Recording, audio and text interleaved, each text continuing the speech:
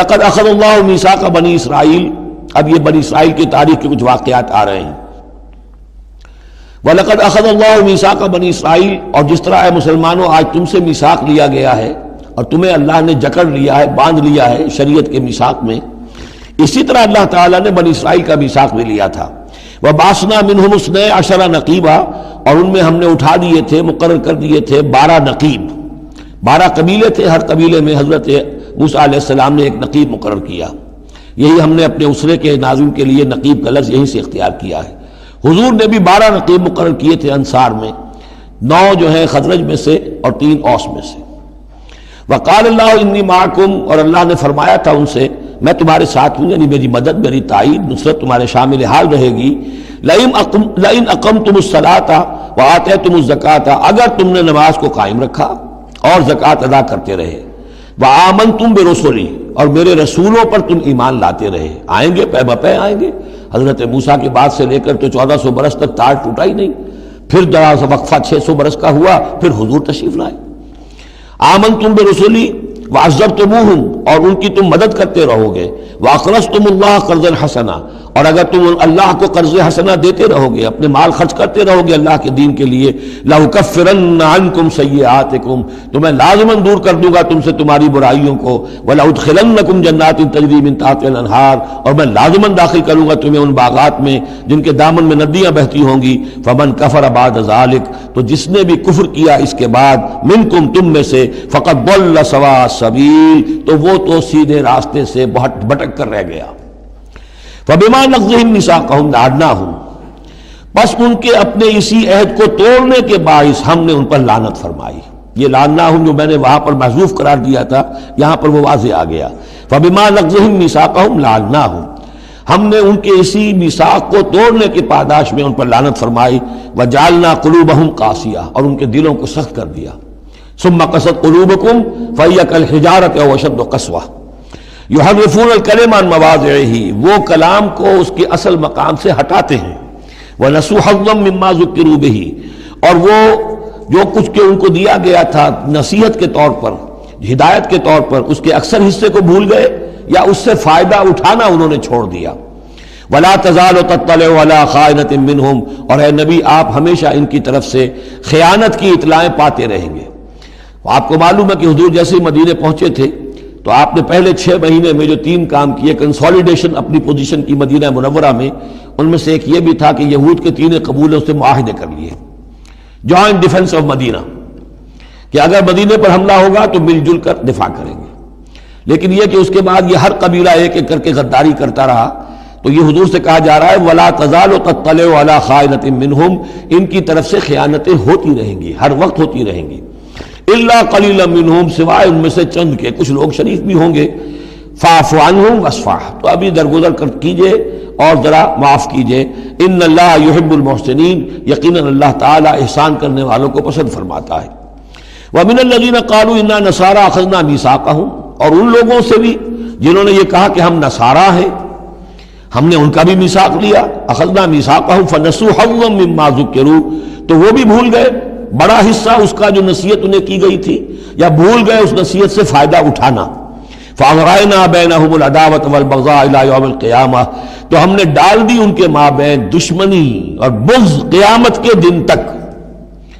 عیسائیوں میں تو خاص طور پر ایک تو ہے عیسائی اور یہودیوں کے درمیان جو دشمنی رہی ہے، یہ جو ہمارا دور ہے اصل میں اس میں عارضی طور پر صورتحال تبدیل ہو گئی ہے. لیکن واقعہ یہ ہے کہ پورے 2000 برس تک، لگ بھگ 100 برس نکال دیجئے تو 1900 برس تک شدید دشمنی رہی ہے یہودیوں اور عیسائیوں کے درمیان. کیونکہ عیسائی سمجھتے تھے کہ جسے ہم خدا سمجھتے ہیں اس کے قاتل یہ ہیں، انہوں نے سولی چڑھایا ہے. یہودی سمجھتے تھے کہ کافر جو تھا، مرتد جو تھا، جادوگر تھا، ولد الحرام تھا، ولد الزنا تھا، اسے یہ خدا کا بیٹا بنائے پھرتے ہیں. اب یہ اس قدر یعنی کنٹراسٹ ہے اتنی ایک دوسرے کے خلاف کہ ان کے اندر کوئی پوائنٹ آف میٹنگ ہے ہی نہیں، شدید دشمنی رہی. اسی طریقے سے عیسائیوں کے اندر پھر جو فرقے بنے ہیں اور ان میں جو خانہ جنگی ہوئی ہے، پوری انسانی تاریخ اس کی مثال پیش کرنے سے قاصر ہے. ایک اتنی موٹی کتاب لکھی ایک صاحب نے، لندن میں ہے، بلڈ آن دی کراس، صلیب پر خون. وہ جو کتاب ہے وہ بتاتی ہے، میں حیران رہ گیا پڑھ کر، ہم لوگ نہیں واقف ہیں ان کی تمام چیزوں سے، یورپ میں جو کچھ ہوتا رہا ہے عیسائیوں کے فرقوں کے مابین، کیتھولکس اور پروٹیسٹنٹس کے درمیان، اس کی ہلکی سی جھلک اب بھی آئرلینڈ میں نظر آتی ہے کسی طریقے سے۔ ہمارے ہاں شیعہ سنی فساد کبھی نہیں ہوا عثمانی میں، کہیں محرم کے موقع پر ہو جاتا تھا، ان دنوں وہ سیاسی معاملات زیادہ ہو گئے ہیں، ورنہ فساد کی نوبت بہت کم آئی، بہت کم۔ لیکن خونریزی، قتل اور غارت گری جو وہاں ہوئی ہے اس کی کوئی مثال نہیں دنیا میں۔ فَأَغْرَيْنَا بَيْنَهُمُ الْعَدَاوَةَ وَالْبَغْضَاءَ إِلَى يَوْمِ الْقِيَامَةِ، ہم نے ڈال دی ان کے مابین دشمنی اور بغض قیامت تک کے لیے۔ وَسَوْفَ يُنَبِّئُهُمُ اللَّهُ بِمَا كَانُوا يَصْنَعُونَ، اور پھر اللہ تعالیٰ جتلا دے گا انہیں قیامت کے دن جو کچھ وہ کرتے رہے تھے۔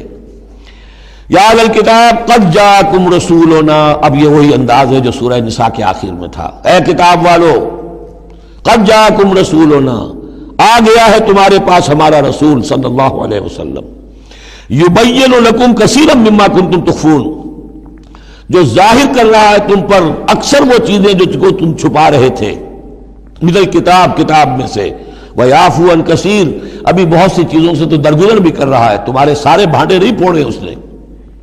قد جاءکم من اللہ نور و کتاب مبین، آ چکا ہے تمہارے پاس اللہ کی طرف سے نور بھی اور روشن کتاب بھی۔ یہ مقام قرآن کا ایسا ہے کہ یہاں نور سے مراد احتمال میں حضور کی شخصیت بھی ہو سکتی ہے۔ وہاں میں نے کہا تھا انزلنا الیکم نورا مبینا، نازل کر دیا ہے تمہاری طرف ایک روشن نور، وہاں اس سے مراد قرآن بنتا ہے، اس لیے کہ حضور کے لیے لفظ انزلنا یہ صحیح نہیں، اس پر منطبق نہیں ہو سکتا بعثت کے لیے۔ لیکن یہاں جاءکم من اللہ نور و کتاب مبین، یہ بھی معنی ہو سکتے ہیں کہ نور بھی قرآن کو کہا گیا ہو، اور واو جو ہے یہ واو تفسیری ہو، آ گیا ہے تمہارے پاس نور یعنی کتاب مبین، یہ بھی معنی ہو سکتے ہیں، احتمال یہ بھی ہے۔ لیکن یہ کہ یہ احتمال بھی موجود ہے کہ یہاں نور سے مراد محمد الرسول اللہ صلی اللہ علیہ وسلم کی ذات مبارکہ ہو، اور اس سے مراد حضور کی روح ہے، روح پر نور ہے، اور اس اعتبار سے کہ حضور کی روح جو ہے اور آپ کی روحانیت آپ کے پورے وجود کے اوپر غالب تھی، چھائی ہوئی تھی، لہذا آپ کو مجسم نور بھی کہا جا سکتا ہے۔ یہ صرف یوں سمجھیے استعارے کا انداز ہے، اس میں کوئی حرج کی بات نہیں۔ قد جاءکم من اللہ نور و کتاب مبین یہدی بہ اللہ من اتبع رضوانہ سبل السلام، اس کے ذریعے سے اللہ تعالی رہنمائی فرماتا ہے ان کی جو اس کی رضا کے جویا ہیں، متلاشی ہیں، سلامتی کے راستوں کی ہدایت فرماتا ہے۔ وَيُخْرِجُهُم مِّنَ الظُّلُمَاتِ إِلَى النُّورِ، اور نکالتا ہے انہیں اندھیروں سے روشنی کی طرف بِإِذْنِهِ، اپنے حکم سے، وَيَهْدِيهِمْ إِلَىٰ صِرَاطٍ مُّسْتَقِيمٍ، اور ان کی رہنمائی فرماتا ہے، ہدایت دیتا ہے انہیں سیدھے راستے کی طرف۔ قَدْ كَفَرَ الَّذِينَ قَالُوا إِنَّ اللَّهَ هُوَ الْمَسِيحُ ابْنُ مَرْيَمَ، یقیناً کفر کیا انہوں نے جنہوں نے کہا اللہ ہی مسیح ابن مریم ہے۔ دیکھیے حضرت عیسیٰ کے بارے میں یہ دو عقیدے رہے ہیں ان کے ہاں، ایک ہے گاڈ انکارنیٹ، اوتار کا عقیدہ جو ہندوؤں میں بھی ہے، رام چندر جی خدا کے اوتار، کرشن جی مہاراج خدا کے اوتار، یعنی خدا خود ہی انسانی شکل میں ظہور کر لیتا ہے۔ اسی طرح کا گاڈ انکارنیٹ کا کانسیپٹ عیسائیوں میں بھی رہا ہے، اور خاص طور پر جیکوبائٹس جو ان کا فرقہ رہا ہے وہ سختی کے ساتھ اس پر قائل تھا کہ اصل میں اللہ ہی نے حضرت مسیح کی شکل میں دنیا میں ظہور فرمایا ہے۔ لقد کفر الذین قالوا ان اللہ هو المسیح ابن مریم، ان لوگوں نے بھی کفر کیا جنہوں نے کہا کہ اللہ ہی ہے، مسیح ابن مریم جو ہے حقیقت میں اللہ ہی ہے جو اس شکل میں ظاہر ہوا ہے۔ قل فمن یملک من اللہ شیئا، تو ان سے پوچھئے کہ کون ہے جسے اختیار ہو اللہ کے مقابلے میں کچھ بھی، ان ارادہ یہلک المسیح ابن مریم، اگر وہ ہلاک کرنا چاہے مسیح ابن مریم کو، وامہ، اور اس کی ماں کو بھی، مریم کو بھی، ومن فی الارض جمیعا، اور جو بھی زمین میں ہے ان سب کو ہلاک کرنا چاہے تو کون اس کا ہاتھ روک لے گا؟ وللہ ملک السماوات والارض وما بینہما، اور اللہ ہی کے لیے ہے بادشاہی آسمانوں کی اور زمین کی اور جو بھی کچھ ان دونوں کے مابین ہے۔ یخلق ما یشاء، وہ تخلیق فرماتا ہے جو چاہتا ہے، واللہ علی کل شیء قدیر، اللہ ہر چیز پر قادر ہے، جو چیز چاہتا ہے تخلیق فرماتا ہے۔ آدم کو تخلیق فرمایا، عیسیٰ کو تخلیق فرمایا، یحییٰ کو تخلیق فرمایا، اعجاز کے اور معجزہ ہونے کی مختلف شکلیں ہیں۔ وقالت الیہود والنصارى نحن ابناء اللہ واحباؤہ، اور یہ یہودی اور نصرانی کہتے ہیں ہم تو اللہ کے بیٹے ہیں، یعنی بیٹوں کے مانند، لاڈلے، واحباؤہ، اس کے بڑے چہیتے ہیں، پیارے ہیں۔ قل فلم یعذبکم بذنوبکم، تو ان سے کہیے کہ پھر وہ تمہیں عذاب کیوں دیتا رہا ہے تمہارے گناہوں کی پاداش میں؟ اللہ کی اولاد ہو، چہیتے ہو، نبوکدنضر کے ہاتھوں تمہیں پٹوایا، 6 لاکھ تمہارے قتل ہوئے، تمہارا ہیکل اول جو ہے وہ شہید ہوا، ایسیرینز کے ہاتھوں تمہاری سلطنت اسرائیل ختم ہوئی، پھر تمہیں یونانیوں نے رگڑا، پھر تمہیں جو ہے رومیوں نے جو ہے کس طریقے سے تمہیں ایذائیں پہنچائی، اور تمہارا دوسرا جو ہیکل بنایا تھا وہ بھی گرا دیا۔ ایسے ہی لاڈلے ہوتے ہیں اللہ کے؟ یا اللہ اتنا ہی لاچار ہے، بیچارہ ہے، عاجز ہے؟ قل فلم یعذبکم بذنوبکم بل انتم بشر ممن خلق، نہیں، تم بھی انسان ہو جیسے کہ اور انسان اس نے بنائے ہیں۔ یغفر لمن یشاء، وہ جس کی چاہتا ہے بخشش فرماتا ہے، ویعذب من یشاء، جس کو چاہتا ہے سزا دیتا ہے۔ وللہ ملک السماوات والارض، اور آسمانوں اور زمین کی کل بادشاہی اللہ ہی کے لیے ہے، وما بینہما، اور جو کچھ ان دونوں کی مابین ہے ان کی بھی، وإلیہ المصیر، اور اسی کی طرف لوٹ جانا ہے۔ یا اہل الکتاب قد جاءکم رسولنا یبین لکم علی فترۃ من الرسل، پھر وہی بات لیکن یہاں ایک نئے نکتے کے ساتھ آئی ہے۔ اہل کتاب تمہارے پاس آ چکا ہے ہمارا رسول صلی اللہ علیہ وسلم، یبین لکم، جو تمہارے لیے واضح کر رہا ہے، بیان کر رہا ہے، علی فترۃ من الرسل، رسالت کے ایک انقطاع کے بعد۔ حضرت عیسیٰ اور حضور صلی اللہ علیہ وسلم کے مابین 600 برس ایسے گزرے ہیں کہ دنیا میں کوئی نبی کوئی رسول نہیں رہا۔ یہ فترت ہے، فترت ہے، وقفہ ہے عارضی، اور پھر حضور کی بعثت، اور پھر فترت دائمی، اب رسالت کا دروازہ ختم، 600 برس کے لیے عارضی بند، پھر حضور کی تشریف آوری، اور اب تا قیام قیامت دروازہ بند۔ یا اہل الکتاب قد جاءکم رسولنا یبین لکم علی فترۃ من الرسل ان تقولوا ما جاءنا من بشیر، مبادا تم یہ کہو کہ ہمارے پاس تو نہیں آیا کوئی بشارت دینے والا ولا نذیر، اور نہ کوئی خبردار کرنے والا۔ فقد جاءکم بشیر ونذیر، تو سن لو آ گیا ہے تمہارے پاس خبردار کرنے والا اور بشارت دینے والے۔ رسلا مبشرین ومنذرین لئلا یکون للناس علی اللہ حجۃ بعد الرسل وکان اللہ عزیزا حکیما، سورہ نساء کی وہ آیت اب آپ کے ذہن میں رہنی چاہیے، بنیادی آیت۔ واللہ علی کل شیء قدیر، اور اللہ ہر چیز پر قادر ہے۔ اب حضرت موسیٰ علیہ السلام کا وہ واقعہ آ رہا ہے کہ جب کہ مصر سے اپنی قوم کو لے کر نکلے، صحرائے سینا میں رہے، کوہ طور پر بلائے گئے، تورات دے دی گئی، اب اس کے بعد انہیں حکم ہوا کہ فلسطین میں داخل ہو جاؤ، اور وہاں جو مشرک اور کافر قومیں آباد تھیں، فلسطی کہلاتے تھے، ان کو تم ان کے ساتھ جنگ کرو، انہیں وہاں سے نکالو، اور یہ تمہارے لیے ارض مقدس اللہ کی طرف سے موعود ہے، اس لیے کہ تمہارے ابراہیم، تمہارے جد امجد تھے وہ یہی تھے، یہی حضرت اسحاق تھے، یہیں سے پھر حضرت یعقوب کے زمانے میں حضرت یوسف علیہ السلام جب مصر چلے گئے تھے تو یہاں سے تمہاری منتقلی مصر ہوئی تھی، اب جو اپنا اصل گھر ہے جاؤ اسے حاصل کرو۔ لیکن جب جنگ کا موقع آیا پوری قوم نے کوڑا جواب دے دیا کہ ہم جنگ کرنے کے لیے تیار نہیں۔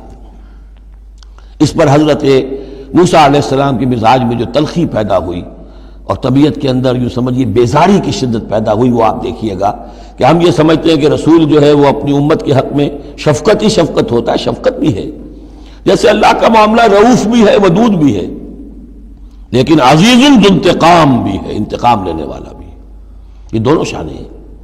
رسول کا معاملہ بھی یہی ہے، شفیق بھی ہے لیکن غیور بھی ہے، دین کی غیرت اس میں ہے، آپ سے بڑھ کر اللہ کے دین کی غیرت اس میں ہے، تو آخر ظاہر بات ہے کہ آپ کے طرز عمل سے بیزاری بھی ہوگی۔ پھر ان دونوں چیزوں کو سامنے رکھیے۔ اور یہ بات ذرا میں عرض کر دوں، تھوڑی سا نکتہ ہے سمجھنے کا، کہ چونکہ اس قوم کو اب تک بہت سا تجربہ ہوا تھا معجزوں کا، پیاس لگی، ہم سورہ بقرہ میں پڑھ آئے ہیں، ایک ضرب لگی چٹان پر 12 چشمے پھوٹ گئے، کوئی محنت تو کرنی نہیں پڑی، بھوک لگی من و سلوہ نازل ہو گیا، دھوپ لگی سائبان جو ہے وہ ابر کا سائبان ساتھ ساتھ چل رہا ہے، سمندر راستے میں آیا پھٹا، اس نے راستہ دے دیا۔ تو اس سے یہ بھی کہا جا سکتا ہے کہ اس لاڈ پیار کی وجہ سے بگڑ گئے تھے، اور یہی حکمت ہے کہ حضور کی پوری زندگی میں آپ کو اس طرح کا کوئی معجزہ نظر نہیں آتا۔ مسلمانوں جو کرنا ہے اپنی جان دے کر، ایثار سے، قربانی سے، محنت سے، مشقت سے، بھوک جھیل کر، فاقے برداشت کر کے کرو۔ یہ بہت اہم نکتہ ہے، سمجھ لیجیے۔ یہ عادی ہو گئے تھے۔ وَإِذْ قَالَ مُوسَىٰ لِقَوْمِهِ يَا قَوْمِ اذْكُرُوا نِعْمَةَ اللَّهِ عَلَيْكُمْ إِذْ جَعَلَ فِيكُمْ أَنْبِيَاءَ وَجَعَلَكُمْ مُلُوكًا، اور یاد کرو جب کہ موسیٰ نے کہا اپنی قوم سے، میری قوم کے لوگوں، اور تورات سے معلوم ہوتا ہے، بک آف ایکسوڈس جو ہے 6 لاکھ کی نفری تھی ان کی جب یہ نکلے ہیں مصر سے۔ اب ان میں بوڑھے بھی، بچے بھی اور عورتیں بھی، ان کو نکال دیجئے تو کم سے کم 1 لاکھ تو ہوں گے کہ جو ایسے لوگ ہوں کہ جو جنگ کی صلاحیت رکھتے ہوں، اور نیچے جائیے برسبیل تنزل تو 50,000 تو ہوں گے، لیکن ان کا حال کیا ہوا وہ دیکھ لیجئے۔ یا قوم اذکروا نعمت اللہ علیکم، اے میری قوم کے لوگوں، اللہ کے اس انعام کا احساس کرو جو تم پر ہوا ہے۔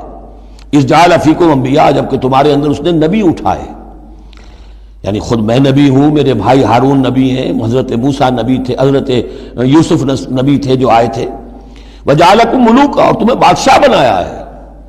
بادشاہ بنایا ہے تو ظاہر بات ہے اس وقت تک اگرچہ ان کی بادشاہت تو قائم نہیں ہوئی تھی، ہو سکتا ہے یہ پیشین گوئی ہو کہ جو بتائی جا رہی ہو کہ آئندہ تمہیں اللہ تعالیٰ زمین کی سلطنت بھی اور خلافت بھی دینے والا ہے، جیسے کہ حضرت داؤد اور حضرت سلیمان کے زمانے میں ہوئی۔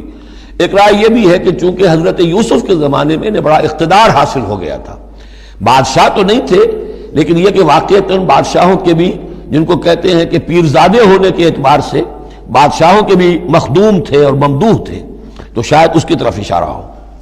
وَآتَاكُم مَّا لَمْ يُؤْتِ أَحَدًا مِّنَ الْعَالَمِينَ، اور تمہیں وہ ساری چیزیں دیں جو پوری دنیا میں تمام جہان والوں میں کسی کو نہیں دی۔ یا قوم ادخلوا الارض المقدسۃ التي كتب اللہ لکم، اے میری قوم کے لوگوں اب داخل ہو جاؤ اس ارض مقدس میں، اس فلسطین میں جو اللہ نے تمہارے لیے لکھ دی ہے، اللہ کا فیصلہ ہے، تمہیں ملے گی۔ ولا ترتدوا على ادبارکم، اور اب اپنی پیٹھوں کے بل نہ واپس نہ پھرنا، فتنقلبوا خاسرین، اگر ایسا کرو گے تو خسارے میں رہو گے۔ قالوا یا موسیٰ ان فیہا قوما جبارین، انہوں نے کہا موسیٰ ہم فلسطین میں داخل ہو جائیں، اس میں تو بڑی جابر قوم ہے، بڑی طاقتور قوم ہے، قداور لوگ ہیں، لعیم ہیں، جسیم ہیں۔ ان فیہا قوما جبارین وانا لن ندخلها حتى يخرجوا منها، ہم اس زمین میں داخل نہیں ہوں گے، اپنے قدم نہیں بڑھائیں گے جب تک کہ وہ وہاں سے نکل نہ جائیں۔ وَإِن يَخْرُجُوا مِنْهَا فَإِنَّا دَاخِلُونَ، وہ نکل جائیں پھر ہم داخل ہو جائیں گے۔